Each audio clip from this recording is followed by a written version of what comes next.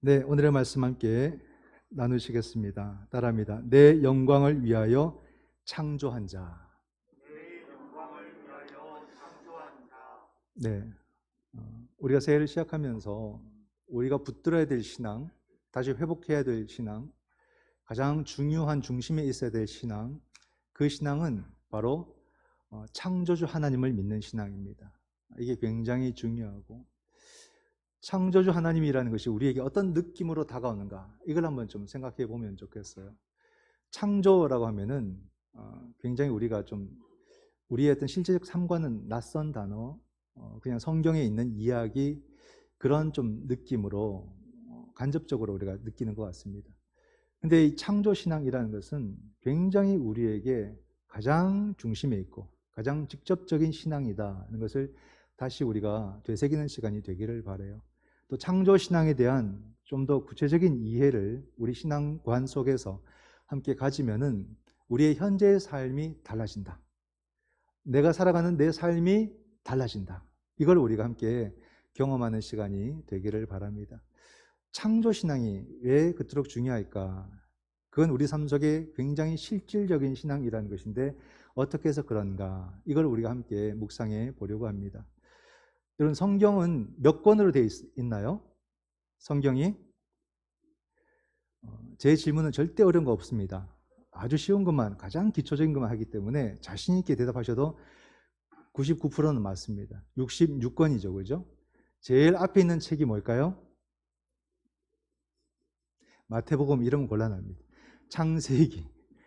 제일 뒤에 있는 것은 요한계시록. 다 아니까, 그죠? 괜한 걸 질문하신다, 그런 생각을 하시겠죠. 창세기가 가장 앞에 있고요, 요한계시록이 가장 뒤에 있는 책입니다. 근데 이 창세기와 요한계시록은 같은 비슷한 주제를 다루고 있어요. 창세기는 하나님의 첫 번째 창조 이야기를 다루고 있고요, 그리고 요한계시록은 하나님의 재창조 이야기를 다루고 있습니다. 그래서 새하늘과 새 땅을 하나님께서 새롭게 창조하신다, 이렇게 담겨져 있죠. 그렇게 볼 때 성경의 시작과 끝이 창조입니다. 그리고 바로 그 하나님께서 창조주 하나님이시라는 것을 성경은 대놓고 말하는 거예요. 그러므로 우리에게 창조신앙을 가져라, 창조주 하나님을 믿으라, 이렇게 말하는 것이 성경이다. 노골적으로 말하지 않습니까? 그렇기 때문에 우리에게 선명한 어떤 그런 신앙과 지식으로 다가와야 된다는 거죠. 우리 지난번에 욥기서를 오래도록 큐티를 했죠. 한 3개월 했습니다. 욥기서를 큐티하는 가운데 뭘 보냐면, 사실 말했잖아요. 욥기 내용을 보려면 앞부분과 뒷부분을 보면 대충 무슨 내용인지 다 나옵니다. 근데 길게 나와요. 그리고 또 한 30장, 32장가에 나타나시는데 그 전까지는 전부 다 사람들의 말입니다. 욥기서를 통해서 우리가 느끼게 되는 것은 사람은 참 말이 많다. 참 말이 많다. 너무 많은 말을 한다. 근데 전부 다 자기가 옳다고 말한다. 이게 사람의 특징인 것 같습니다. 사람은 거기서 많지 않아요. 욥, 세 친구, 그리고 엘리우, 총 5명일 뿐입니다. 근데 5명이 얼마나 많은 말을 하는지 계속 주고받으면서 말들을 쏟아냅니다. 근데 있죠, 하나님께서 그들 가운데 찾아오셨을 때 단 한마디도 칭찬받은 게 없어요. 그 많은 말들 전부 다 하나님에 대해서 말하고 자기 신앙 말하고 옳다고 말했는데 어느 누구도 하나님 앞에 칭찬받은 사람 아무도 없다. 건질 말이 없었던 거예요. 건질 말이. 혹시 우리들의 말이 그러지 않을까? 다 자기 옳다고 말하고 다 많은 말들을 하는데 하나님 보실 때 건질 말이 없는 나의 모습이 아닐까? 이것도 한번 진지하게 고민을 해봐야 됩니다. 근데 그 모든 말들에 하나님께서 단 한마디로 대답을 하셨어요. 불평과 불만과 자기 주장에 대해서 하나님께서 단 하나로만 이야기하셨는데 어떻게 말씀하셨냐면 창조 이야기. 하나님의 창조의 그 사건을 통해서 그들의 모든 질문에 그 하나로 답변을 다 하셨습니다. 창조의 사건은요, 우리 전 삶에 답을 주는 사건이에요. 창조의 신앙은 우리의 삶의 전 모든 일에 답을 주는 그런 이야기가 된다는 것을 우리는 알 수가 있죠. 그만큼 창조의 이야기는 우리에게 놀라운 것이다. 창조의 하나님은 우리에게 전부다. 그렇게 말씀을 드릴 수가 있습니다. 오늘 본문에도 그와 같은 이야기가 나옵니다. 창조 하나님에 대해서 이사야 선지자가 얘기하는데, 아까 처음의 책과 마지막 책을 얘기했는데 이사야서는 시편 뒤에 있으면서 딱 성경의 중심에 있습니다. 그러니까 전부 다 창조 이야기가 다 꿰뚫고 있는 거예요. 전부 이야기.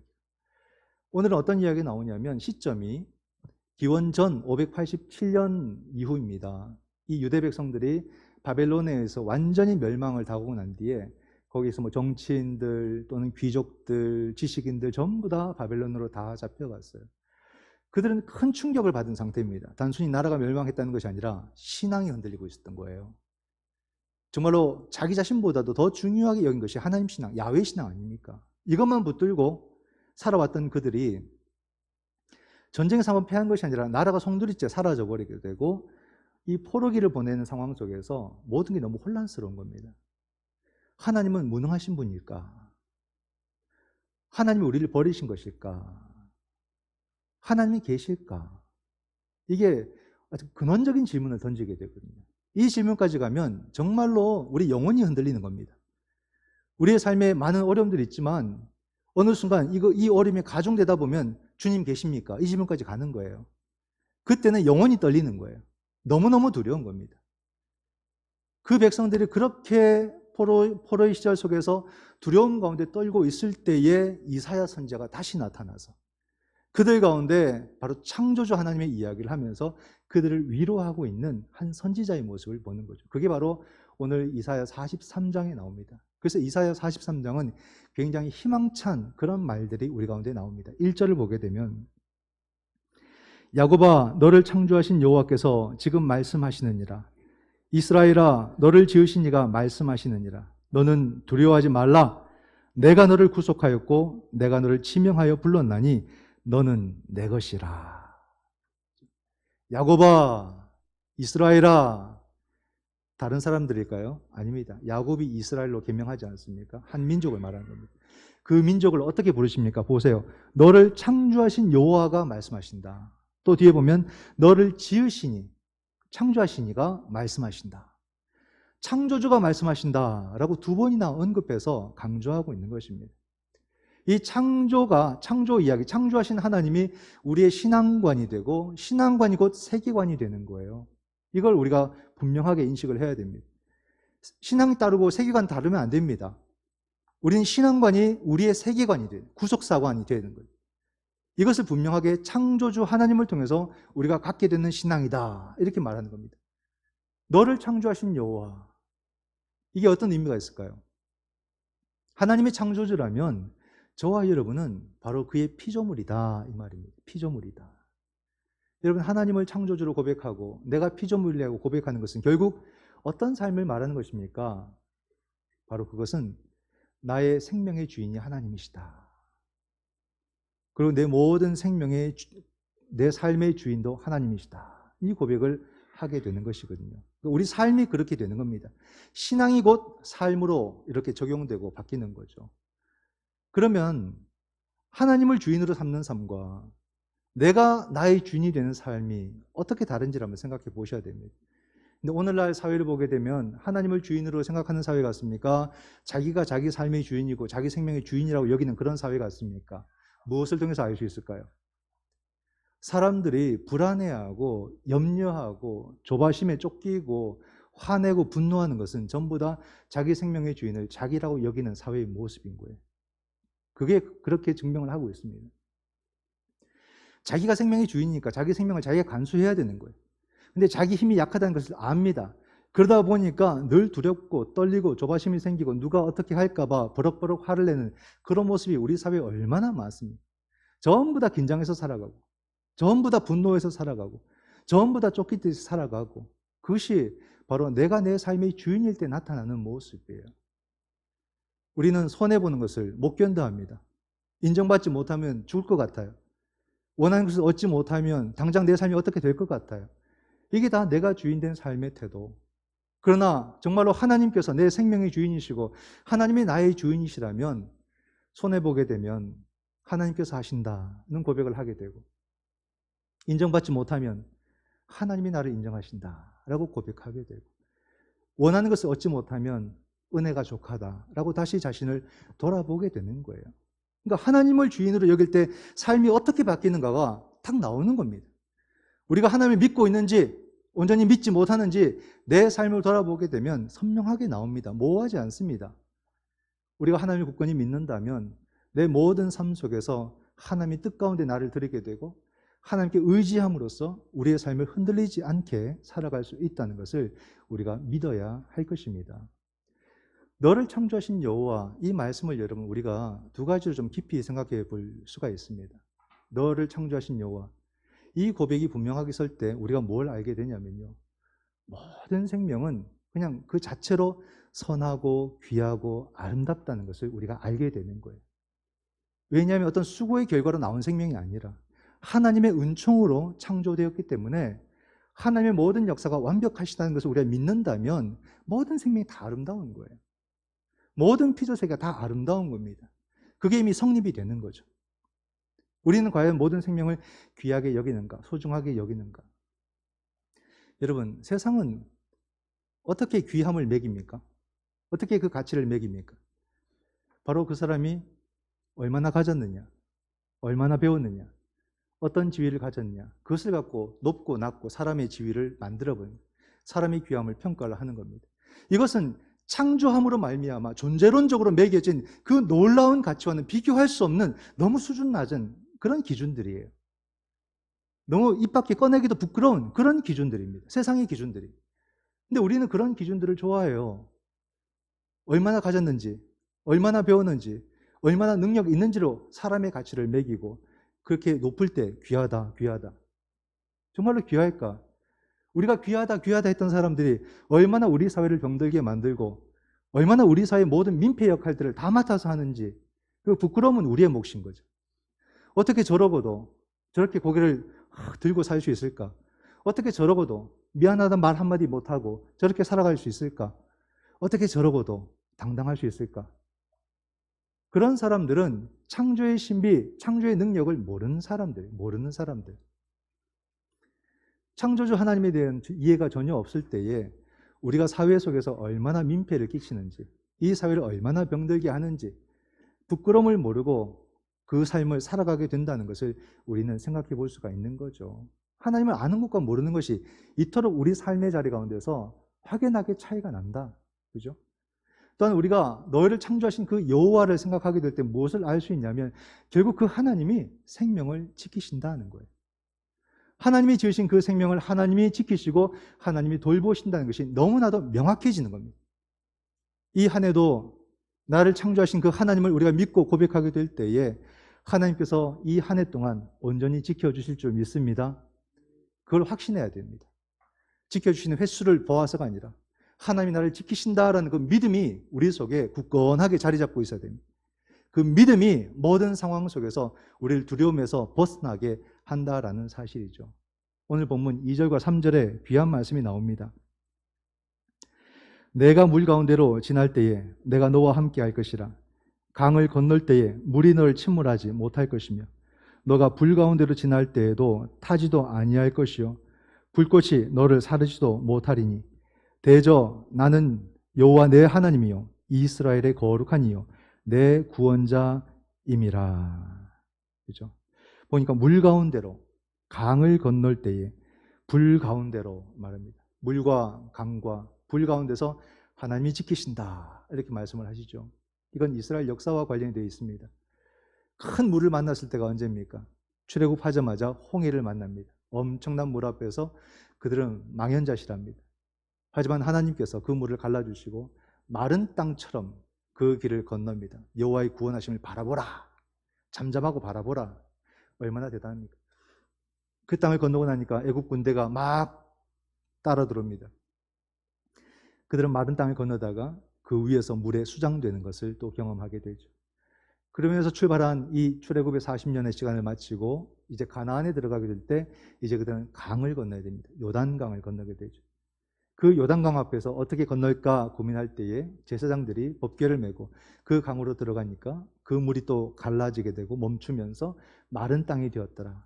그래서 이스라엘 백성들이 또 그 강을 마른 땅으로 다 건너는 역사를 가지게 되는 거예요. 이 불이 참 문제인데요. 이 불은 전쟁의 참상을 보여줍니다. 바빌론에 의해서 이 유다 땅이 멸망하게 될 때요, 온 예루살렘 도시가 다 무너지면서 불타오릅니다. 성전도 불탔고요, 모든 가옥들도 다 불탔고요, 그 안에 사람도 같이 불탔습니다. 불타 죽은 사람들이 수두룩합니다. 이 끔찍한 상황들, 여러분, 불타 죽을 때 얼마나 괴롭습니까? 얼마나 힘들까요?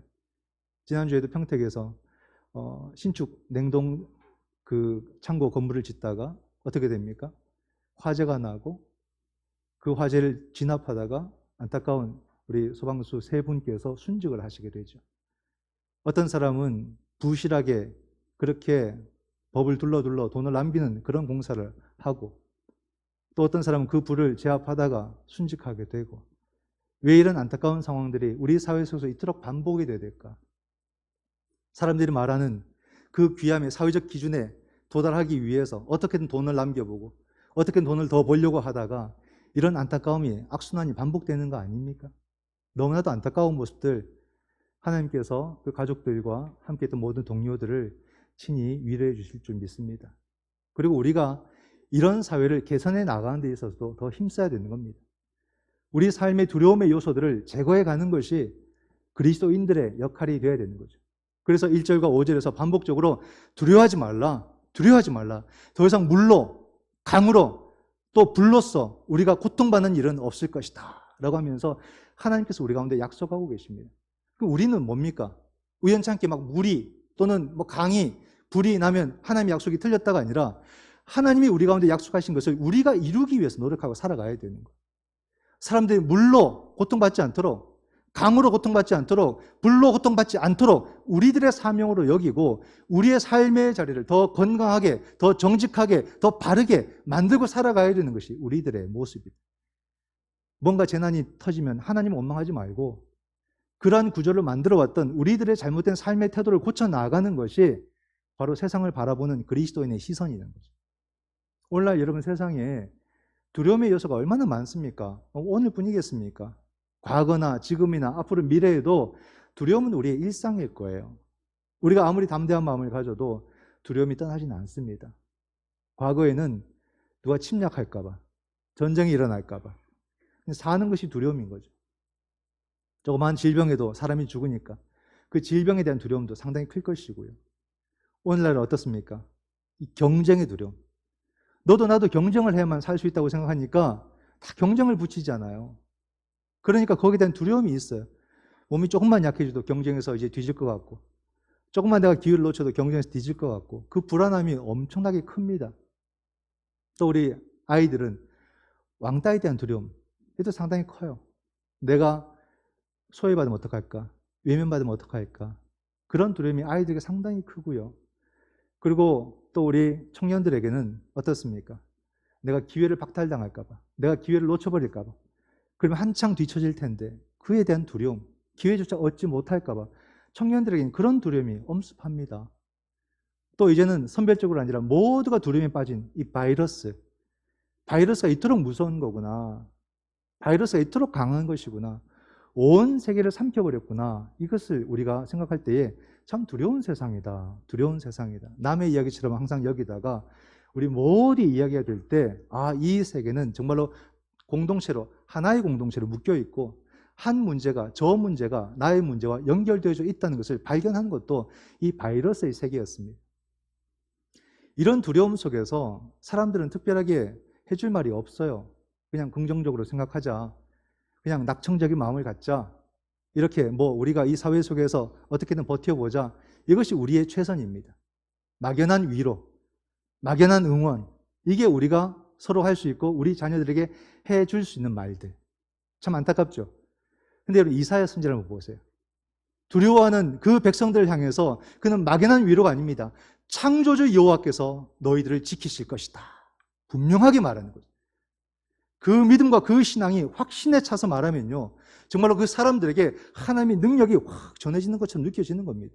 그냥 그때만 한 게 아니었어요. 이사야서를 보세요. 이 유대 땅이 멸망하기 전부터도 그 백성들을 향해서 간절하게 외쳤던 사람이, 회개하라, 회개하라, 우리가 회개하지 않으면 하나님께서 우리를 심판하신다, 그토록 역사의 중심에서 외쳤지만 그들은 받아들이지 않았어요. 그러므로 나라가 멸망하지 않았습니까? 그거 봐라, 내가 말할 때 잘 듣지, 그러지 않았습니다. 이 선지자는 그 민족과 하나의 운명 공동체를 여겼어요. 그래서 그 백성들이 포로로 잡혀갔을 때 이제 그 백성의 또 한 중심으로 들어가서 두려워하지 마라. 하나님이 우리를 지키신다. 우리는 회복될 것이다. 이것이 여러분 선지자의 삶, 선지자의 삶.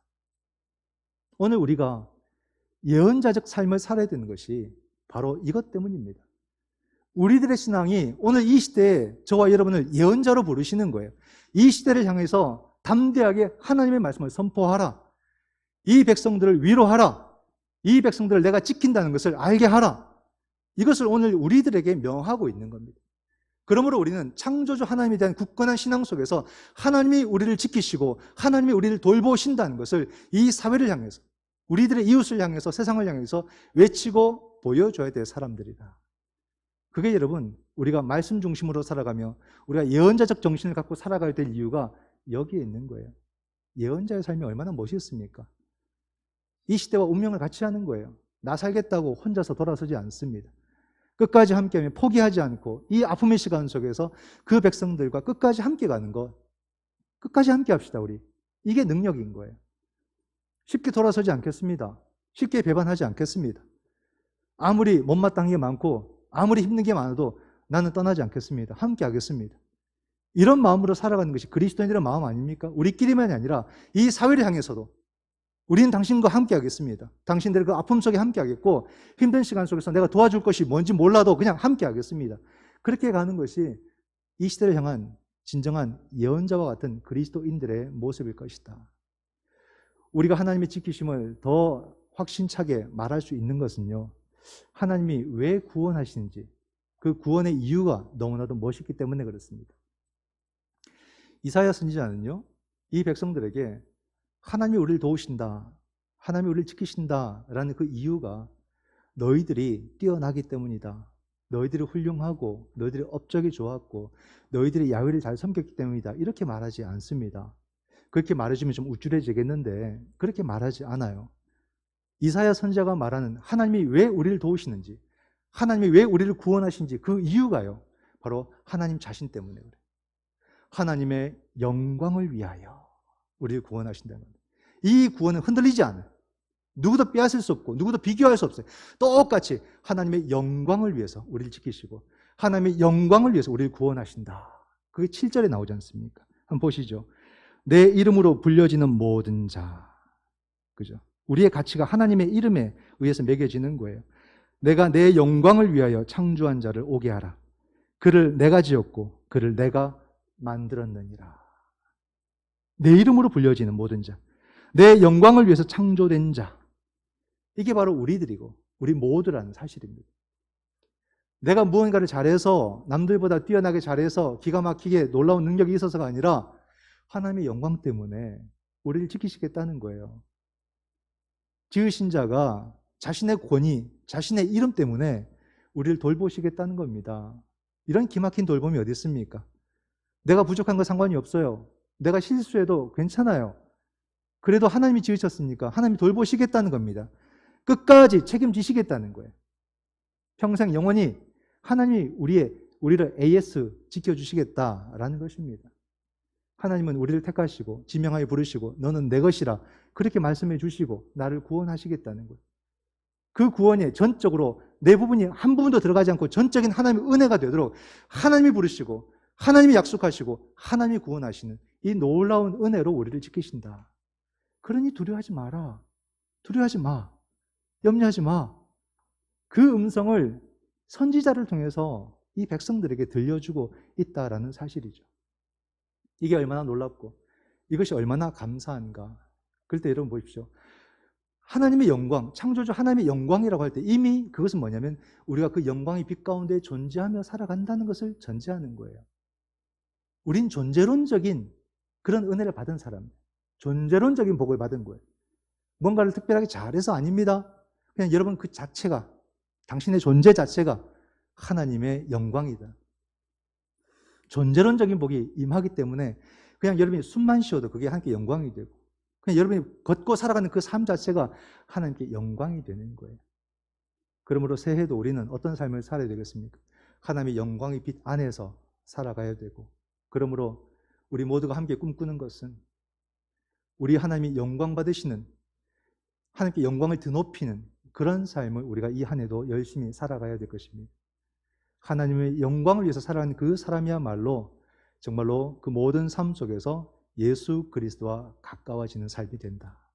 자기중심, 자기를 위해서 사는 사람은 이 한 해를 열심히 살아봤자 예수 그리스도와 점점 멀어지는 삶을 살게 될 것인데, 하나님의 영광을 위해서 살아갈 사람들은 점점 예수 그리스도와 가까워지는 삶을 살게 된다는 것을 말해줍니다.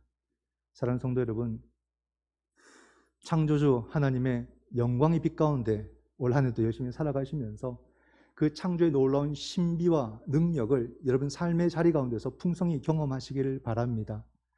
창조의 신비와 능력이 우리 가운데 임하게 될 때에 우리의 삶 속에 놀랍게도 우리가 해결할 수 없었던, 오랫도록 지고 왔던 그 어둠이 슥 거치는 것을 느끼게 될 것이에요. 이게 창조주 하나님이 우리를 사랑하시는 방법입니다. 하나님만이 하시는 것. 내가 하나님의 그 놀라운 창조의 은혜를 경험하게 될 때 묵었던 우리 삶의 그 어둠의 커튼이 슥 열리는 것을 경험하게 될 것이고, 이 빛을 경험한 사람은요, 세상 어디에 놔둬도, 아무리 혼란한 세상 그 한 중심에 둬도 그 안에서 놀랍게도 자유와 평안과 안식으로 살 수 있어요. 조용한 어떤 외딴 섬에 두어서가 아니라 정말로 시끌벅적 혼란한 그 세상의 한 중심에 갖다 놔도 그 사람은 창조주 하나님의 은총으로 말미암아 자유와 평안과 안식을 만들어냅니다. 올 한 해의 삶이 어떤 것이 다가올지 염려할 것이 아니라 그 모든 시간 속에서 창조주 하나님을 온전히 믿음으로써 내 속에서 일어나는 놀라운 참된 안식과 평안과 자유를 누리시기를 주님의 이름으로 축원드립니다. 아멘. 기도하겠습니다.